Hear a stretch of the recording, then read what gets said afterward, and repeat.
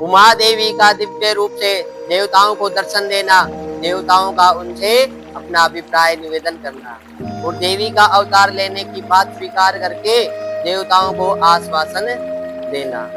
ब्रह्मा जी कहते हैं, नारद, देवताओं के इस प्रकार स्तुति करने पर दुर्गम पीड़ा का नाश करने वाली जगजननी देवी दुर्गा उनके सामने प्रकट हुई।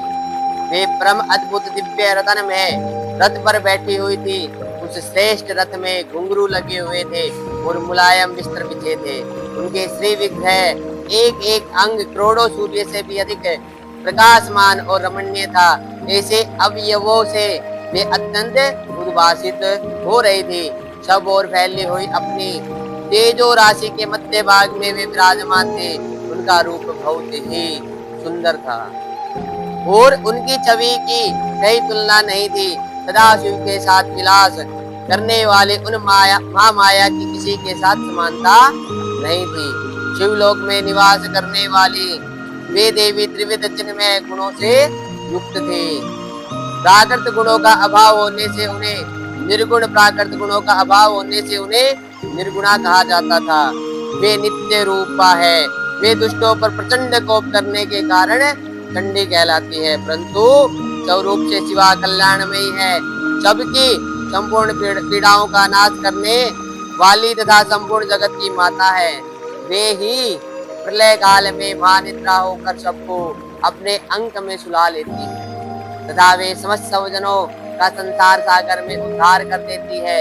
शिवा देवी की तेजो राशि के प्रभाव से देवता उन्हें अच्छी तरह देख न सके।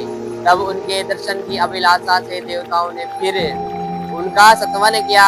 तदंतर दर्शन की इच्छा रखने वाले विष्णु आदि सब देवता उन जगदम्बा की कृपा पाकर वह उनका सुस्पष्ट दर्शन कर सके। इसके बाद देवता बोले, अंबिके महादेवी, हम सदा आपके दास, आप प्रसन्नता पूर्वक हमारा निवेदन सुने। पहले आप दक्ष की पुत्री रूप से अवतीर्ण हो लोक में रुद्रदेव की वल्लभा हुई थी। उस समय आपने ब्रह्मा जी के तथा दूसरे देवताओं के महान दुख का निवारण किया था। तदंतर पिता से अनादर पाकर अपनी की हुई प्रतिज्ञा के अनुसार आपने शरीर को त्याग दिया और स्वधाम में पधार आई। इससे भगवान हर को भी बड़ा दुख हुआ। ईश्वरी आपके चले आने से देवताओं का कार्य पूरा नहीं हुआ है। अतः हम देवता और मुनि व्याकुल होकर आपकी शरण में आए हैं। महेशानी शिवे, आप देवताओं का मनोरथ पूर्ण करे, इससे सनत कुमार का वचन सफल हो। देवी, आप भूतल पर अवतरण हो, पुनः रुद्रदेव की पत्नी होइए, यथा योग्य ऐसी लीला कीजिए जिससे देवताओं को सुख प्राप्त हो सके। देवी, इससे कैलाश पर्वत पर निवास करने वाले रुद्रदेव भी सुखी होंगे।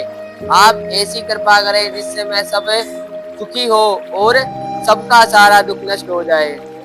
ब्रह्मा जी कहते हैं, नारद, ऐसा कहकर विष्णु आदि सब देवता प्रेम में मगन हो गए और भक्ति से विनम्र होकर चुपचाप खड़े रहे। देवताओं की यह स्तुति सुनकर शिवा देवी को भी बड़ी प्रसन्नता हुई।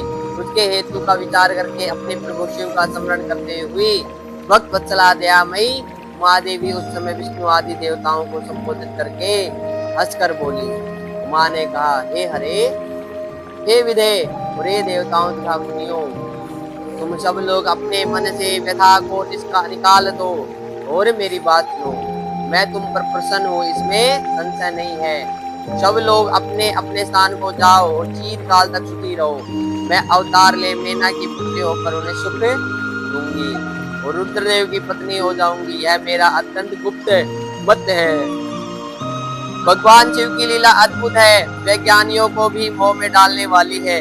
देवताओं उस यज्ञ में जाकर पिता के द्वारा अपने स्वामी का अनादर देख जब से मैंने दक्ष जनित शरीर को त्याग दिया है, तभी से वे मेरे स्वामी काल आगे रुद्रदेव तत्काल दिगंबर हो गए।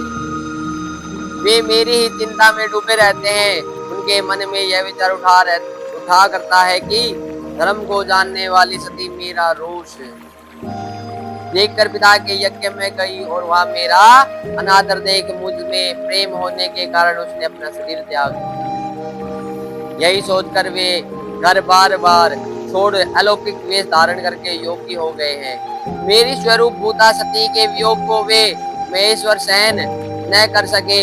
देवताओं भगवान रुद्र की भी यह अत्यंत इच्छा है कि भूतल पर मेना और हिमाचल के घर में मेरा अवतार हो, क्योंकि वे पुनः मेरा पाणी ग्रहण संस्कार करने की अधिक अभिलाषा रखते हैं।